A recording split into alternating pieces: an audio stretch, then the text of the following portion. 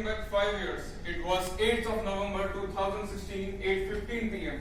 Government of India took an absolutely unprecedented stance, which is demonetization, which perplexed the entire nation. But it had one obvious aftermath: tremendous increase in the massive usage of digital wallets. Good afternoon, everybody, esteemed jury, and the fellow lovely CA aspirants. This is Paras Kumar Patro standing before you to present my thoughts on the topic digital wallets and its audit. I am from Barampur branch of ICAI, which is situated in the southern region of Odisha state, and I am a C Inter student.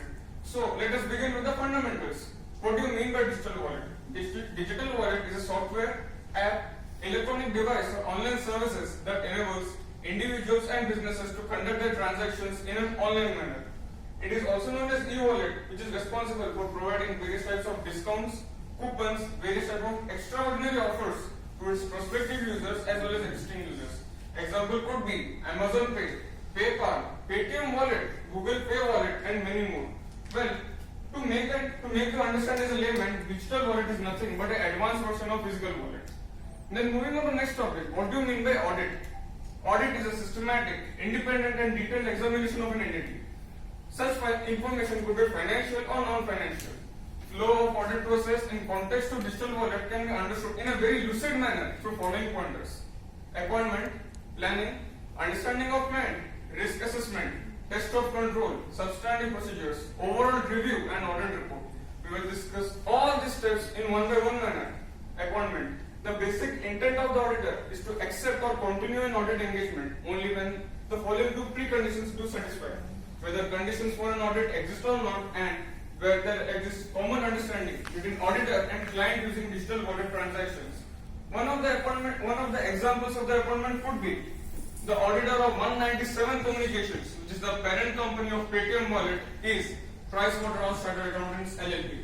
And another example of forensic audit appointment could be, as directed by RBI, the CEO of popular digital wallet app MobiKwik, Mr. Vipinpreet Singh, has appointed a third party for the purpose of forensic audit at the outset of miscellaneous data breach allegations. Moving on to the next step, we have planning. Adhering to the provisions of SA 300, planning will be defined as any activity which defines the overall scope and conduct of audit, which comprises nature, timing, and extent of audit procedures to be performed. Well, the importance and significance of planning can be understood through following two popular proverbs as well. Proverb number 1: failing to plan is planning to fail. This was said by Mr. Benjamin Franklin. And proverb number 2: proper prior planning prevents poor performance. Moving on to the next step, we have understanding client. In this stage, the auditor's task is to understand the client's attitude and behavior towards various digital wallet transactions in terms of accounting policy, business risk, objectives, and various strategies. In a nutshell, the auditor's task here is to analyze the client's approach towards various digital wallet transactions. Moving on to the next phase, we have risk assessment. The modus operandi of the auditor here is to identify and assess risk of material misstatement through understanding of the entity and its environment, including internal control, so that the audit risk could be reduced to an acceptably low level. Moving on to the next phase, we have test of control. Test of control are nothing but policies and procedures performed by management or TCWG to evaluate existence, effectiveness, and continuity of internal control measures. Let me quote an example of how test of control and internal control is of paramount importance to the entire Paytm wallet organization. It was the month of May 2019. Ernst & Young audit revealed a financial loss of rupees 10 crore, which was caused due to fraudulent cashbacks. Such fraudulent cashbacks were originated due to malicious collusion among the employees, which proves it is a perfect yardstick of how deficient internal control is a paramount importance of the entire organization and make the organization to face such huge financial embarrassment. Moving on to the next step, we have substantive procedures.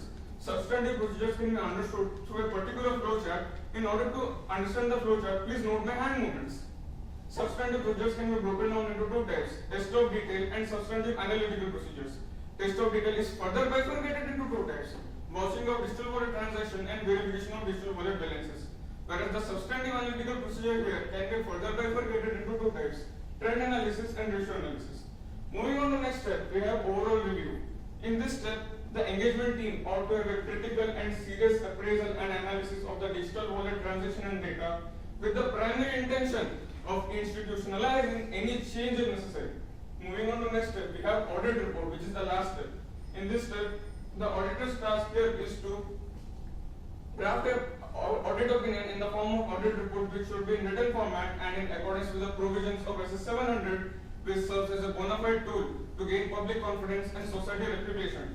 Lastly, I would like to say digital wallets have become an indispensable part of Indian economy. They have been served as a part and parcel of each and everyone's individual's daily life transactions. And at the outset of first wave, second wave, and ongoing crisis of coronavirus pandemic, Indians have accepted transition from cash or traditional mode of payment to digital wallets.